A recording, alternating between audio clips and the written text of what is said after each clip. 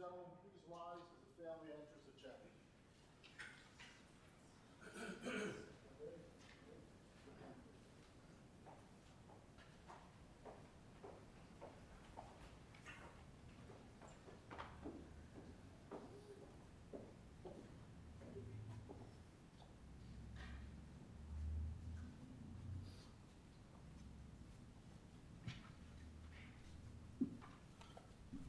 Please be seated.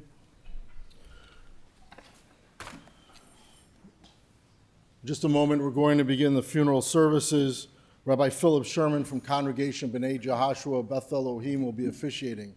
I ask everybody now to please take a moment to be sure that your cell phones have been turned off.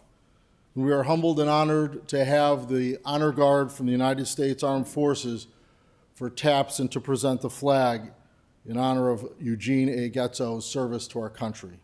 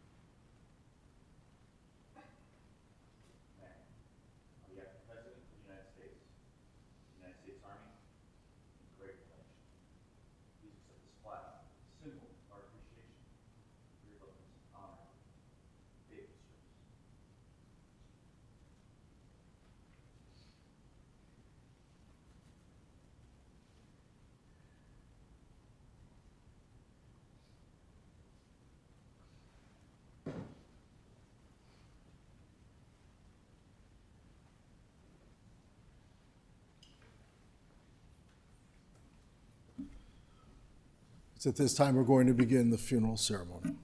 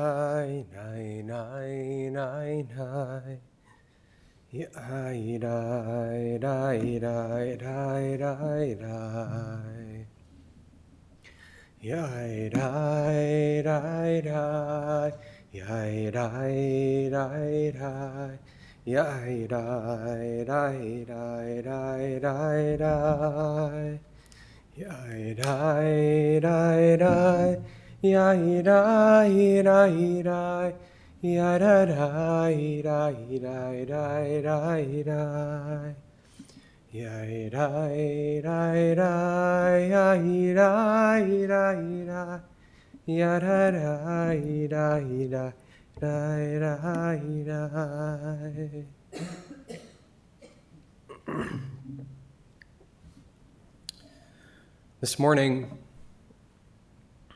we joined together to support one another, to honor Gene, recalling the blessings he brought to your lives and the good name he made for himself.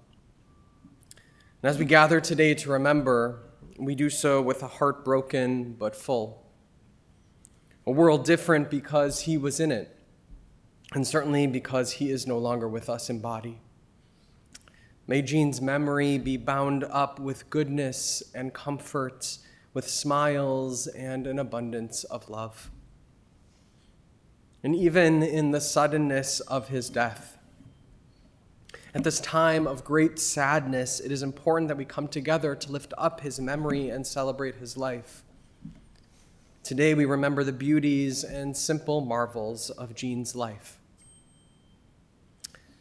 Just 2 weeks after reading the very first chapters of the Torah, the creation story, we think of the natural cycle of life. Day turns to night, the seasons change, time passes, and all things that live eventually cease to be. And so today we are with his family in their mourning. Gene was supportive, proud, caring, and deeply loved his family and friends. Gene was a loving and caring husband to Lynn for 53 years. A dependable and devoted father to Adam and Dana, and Shani and Jason. An adoring papa to Ezra and Hattie, Jacob and Drew. Each of us here stands alongside you in your sadness and extends to you all our comfort and compassion amidst your grief. It is my hope that you find great meaning and comfort in the times you shared with your husband and father and in-law, grandfather and friend. For the well of memories is full, and I hope you find comfort in sharing those memories with those close to you. In the Jewish tradition, the rabbis say of a righteous person that even in their death, they continue to live. The light is dim at this moment, but the light of Gene's spirit will not burn out. The light will continue to burn strong in the memories of those people for whom he cared. The light will continue to burn strong when we live up to the values for which he stood. The light will continue to burn strong in the hearts of those he loved and those who loved him. May Gene's memory continue to shed light and warmth on those who are blessed to know him. It's clear to me that you are all blessed by Gene's goodness, and that you will continue to bring blessing to his name in the ways in which you cherish his memory and allow it to live within and around the ways you live in this world. letting the moments of your lives that were illuminated by Gene serve as a meaningful guide as you incorporate his memory into your journey forward. And so at this time, it's our custom to recite psalms as a source of comfort.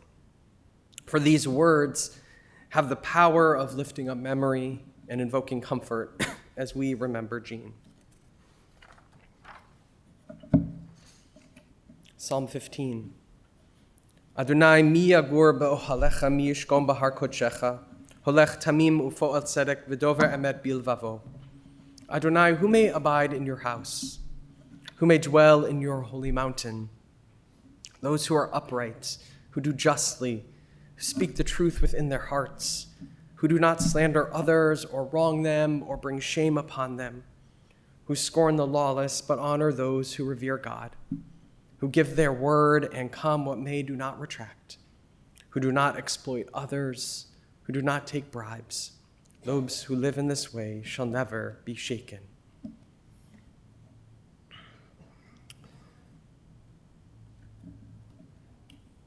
I invite you to open your pamphlet that you received when you walked in.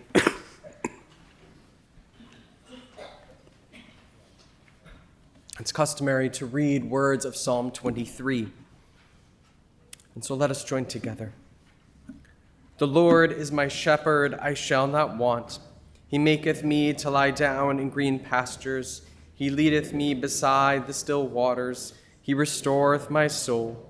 He leadeth me in the paths of righteousness for his name's sake.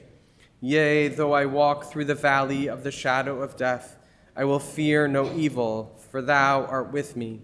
Thy rod and thy staff, they comfort me. Thou preparest a table before me in the presence of mine enemies. Thou anointest my head with oil, my cup runneth over. Surely goodness and mercy shall follow me all the days of my life, and I will dwell in the house of the Lord forever.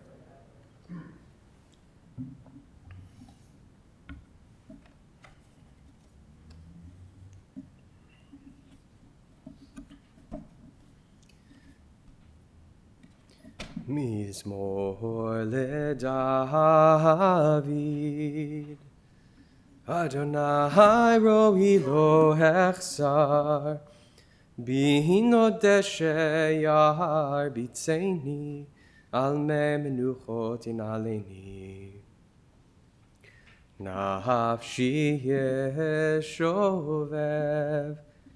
Nafshi yeshovev, Yancheni b'magle tzedek leman shemo.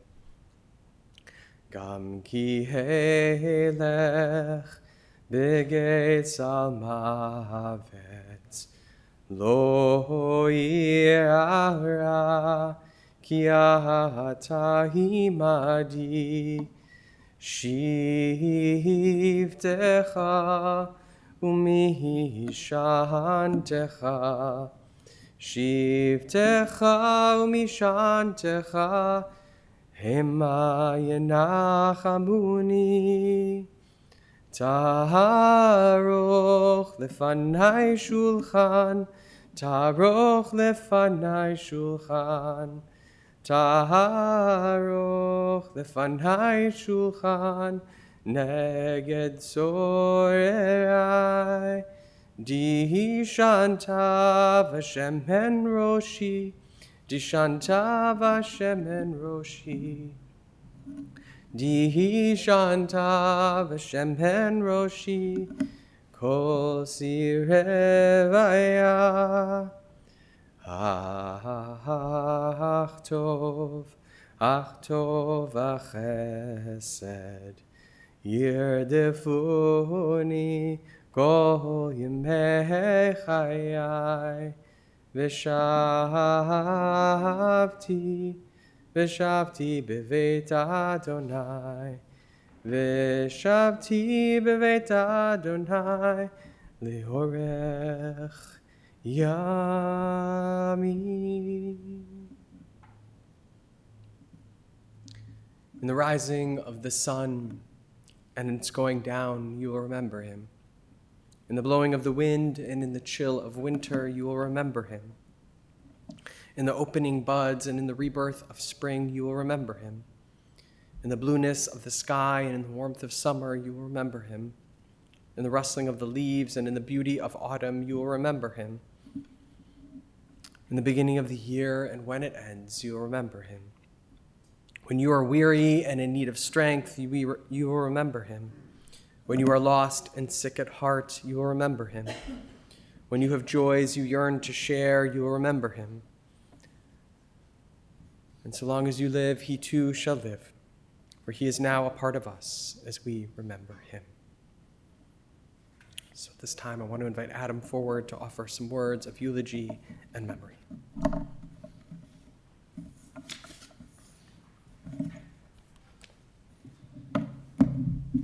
I didn't bring my glasses, so I brought sunglasses. Thank you, everyone, for coming. I wasn't going to speak, but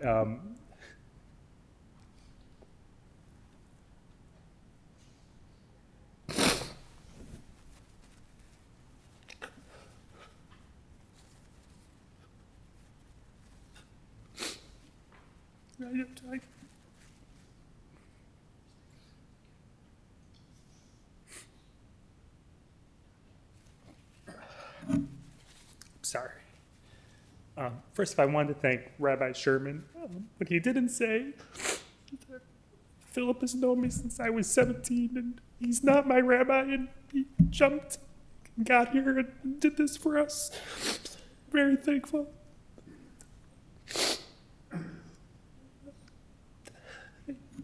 When I went to sit down and write what I wanted to say, there was too much to say, but what I started thinking about was what everyone was saying to me. And also, when I decided maybe if I was going to speak or not, I remember my dad saying in my head, I spent $200,000 for you to learn how to speak in public. So here I am. I said to Rabbi Philip, who's so is my fraternity brother from college, what did my dad like? What did he love? Very few things. He was a simple guy. He loved his friends. He loved his family. He loved my sister and me and his grandkids and Dana and Jason. And I said to my mom, after he passed, that the greatest love story I've ever seen was with the two of you. I think that's his legacy. He took care of my mom for 60 years, and it was a love you don't see anymore. Took care of her a little too much, but he took care of her nonetheless. He loved sweets. He loved being with people. He loved to hate Donald Trump. He loved politics. That's really towards the end of his life. What I spoke with him most about was politics. He loved that I was a lawyer, probably more than I loved being a lawyer, but he loved it. He loved that my sister was educating people. Education was at the forefront of everything that he put forth to me and my sister, with me with my law degree and my sister with her 6 master's degrees. I'm still counting. He was so proud. And I think that's what, I'll take away most is when Rabbi Sherman spoke with us on Friday, he said to my mom, did he have a good life growing up? My mom said, yeah. And I said, Mom, I don't think he did. I think his parents were sort of distant, and he did everything not to be distant. He didn't leave a room without making a friend. He was my soccer coach because I was awful. I scored the goal for the wrong team the first day, and he subsequently became the coach. And he did that because he wanted to make sure that we were okay and supported. I've seen my dad cry one time in my life. That was the day that I was sworn into the bar. And that's really it. He just valued his family and his children and my mom. and Dana and Jason, he loved you both so much, and to our kids. And as I said, when I sat down to really write, I started thinking about what people were saying, and I thought the quotes were so good, and so I wrote them all down, because when people were texting me, I think that my dad would hate this. He was such a no frill sort of guy. This military thing, he would be like, "Are you kidding me?" But the drama is ironic for him. So I think that is he's laughing somewhere. So I wrote these down, and I wanted to share these, as I thought it just everyone who knew him really knew him. And first, my dad went very suddenly, although he's been a very ill man for a very long time, but it was nonetheless not expected. And someone said to me, in the way that he went, it's classic Gene Guetzow, no fuss. He just went, and no one was there, and he didn't want to be with anyone, and he went in his house.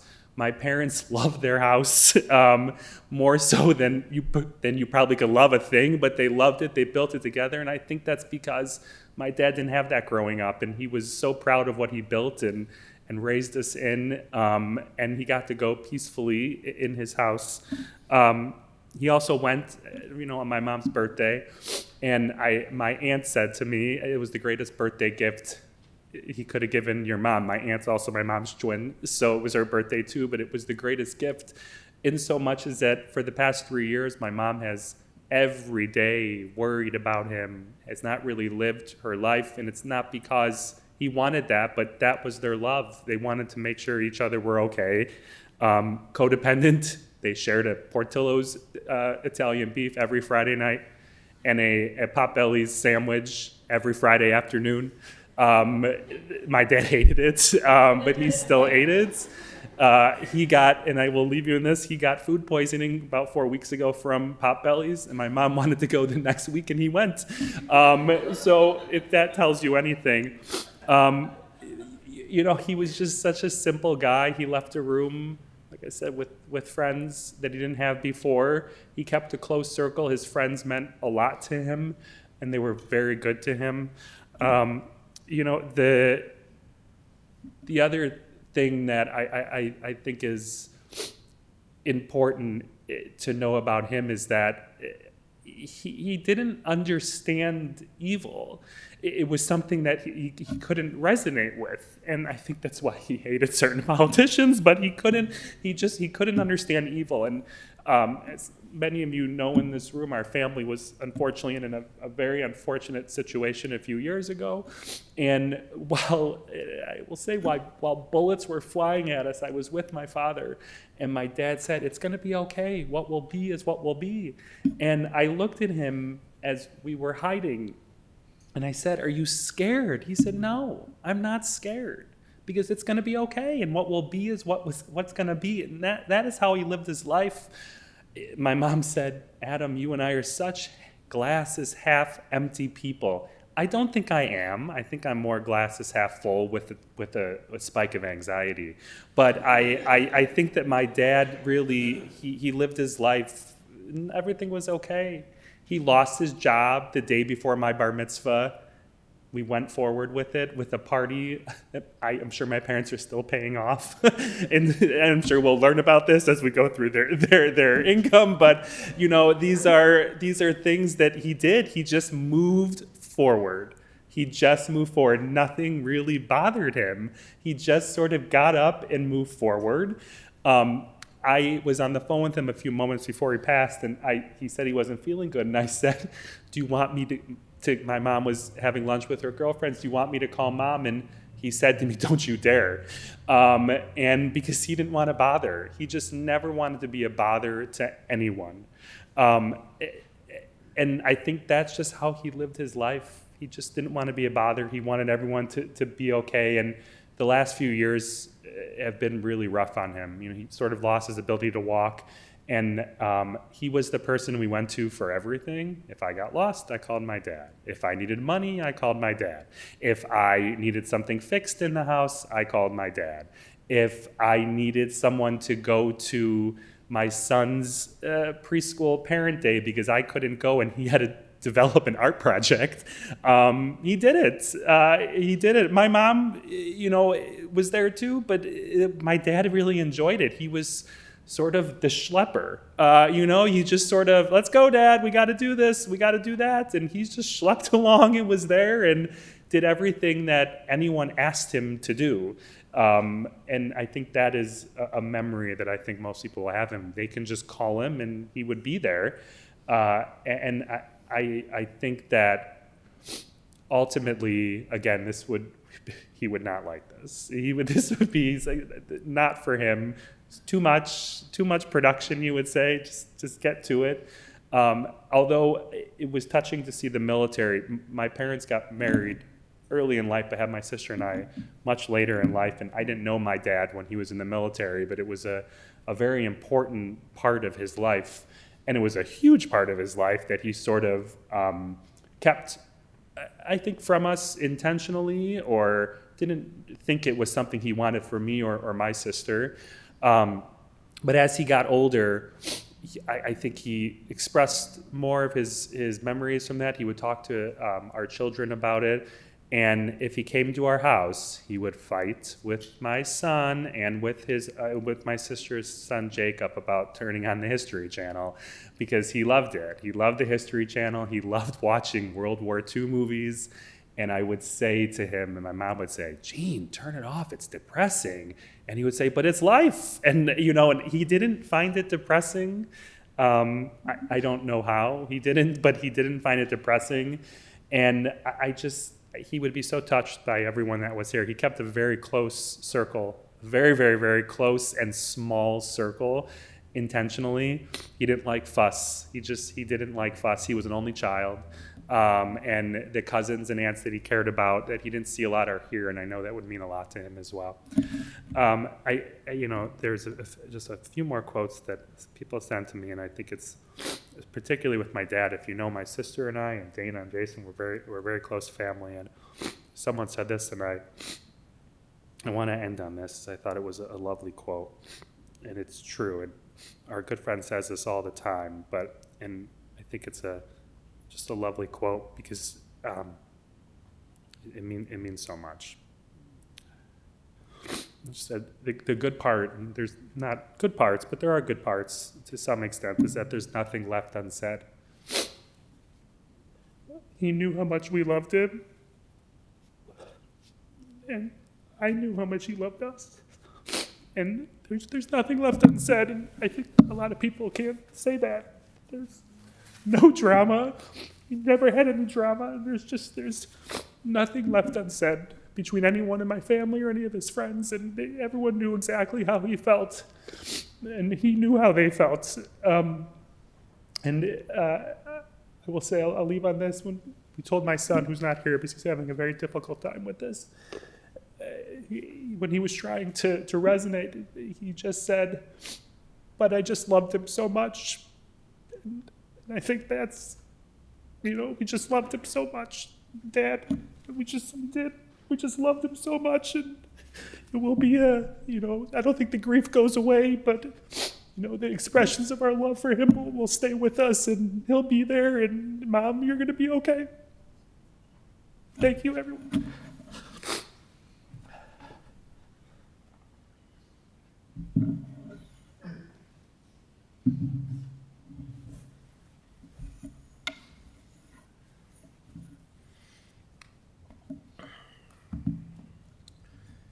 Adam, it's certainly particularly meaningful for me to be here with your family. I'm sorry for your loss.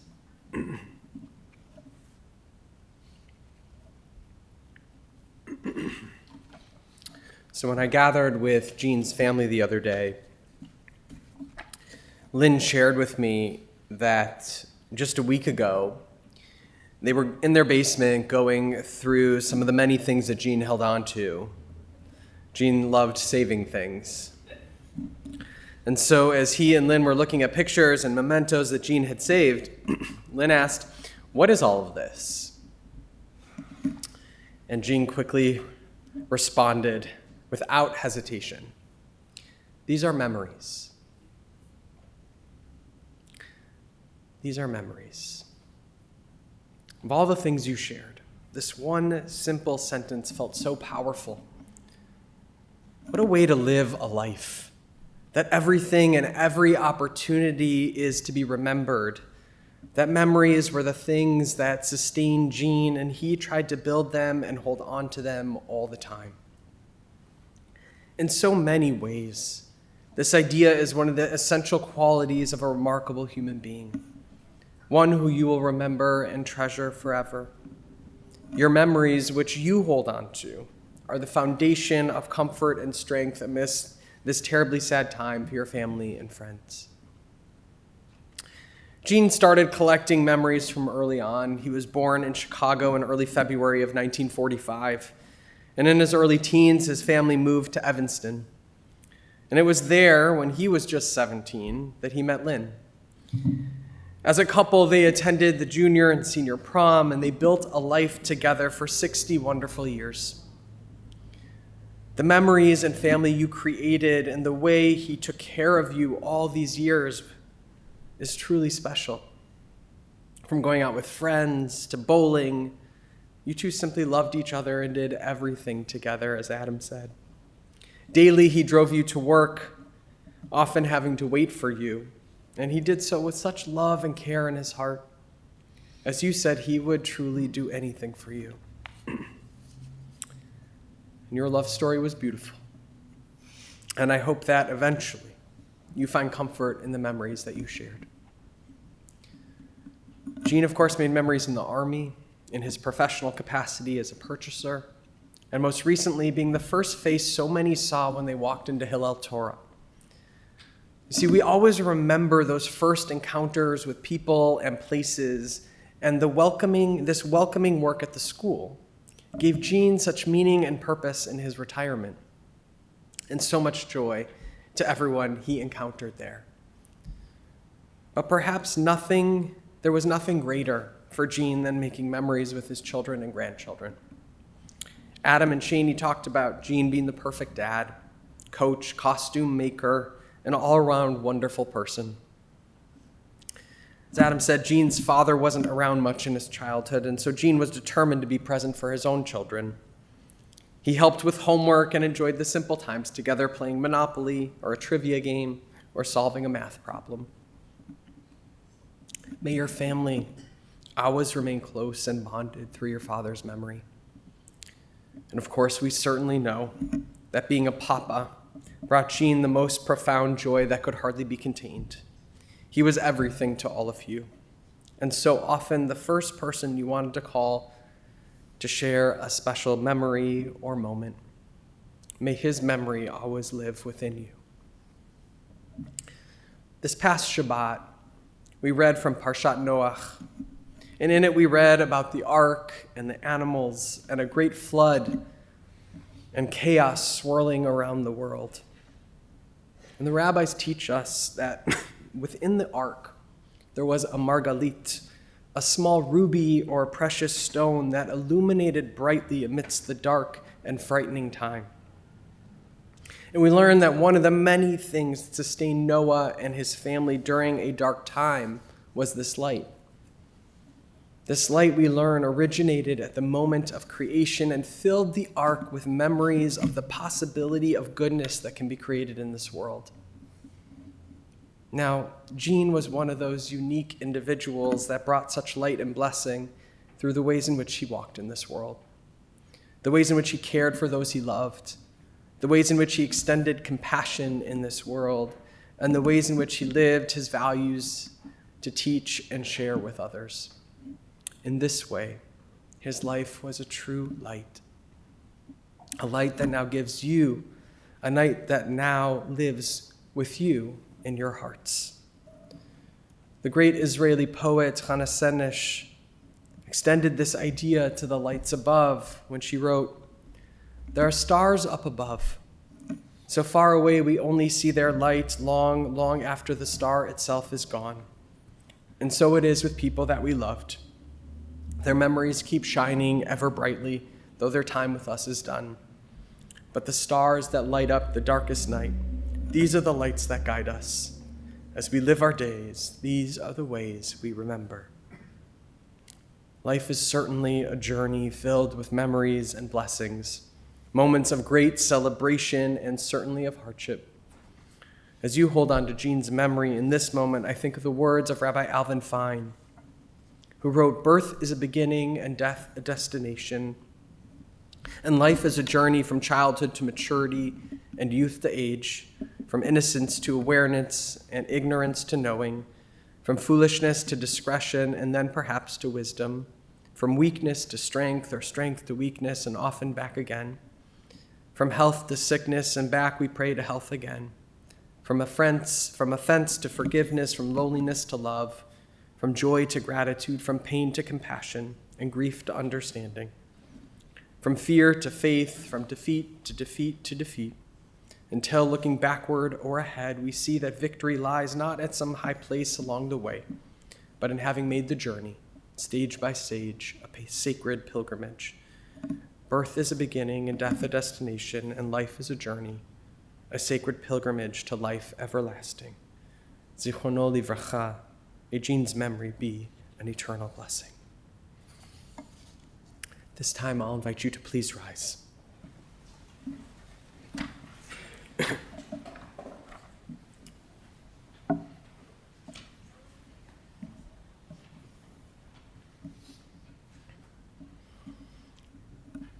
El Malei Rachamim, O God, full of compassion, please send your comfort to those who grieve. Help them to dispel the sadness that accompanies the pain of loss and to find joy in the precious memories of Gene. May your love inspire them to focus on the love they had for Gene and that Gene had for them. Help them to face the future with courage, to treasure Gene's wonderful legacy. Sustain us in our faith, O God, even in this troubling time, as you have sustained our people in times of trouble and sorrow throughout the generations. Blessed are you, Adonai, who provides comfort to the brokenhearted.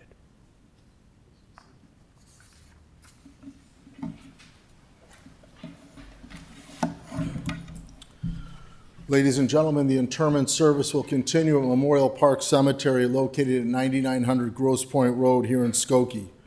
The family will be returning to the Guetzow residence at 468 Woodland Road at Highland Park today following the interment till 7 p.m.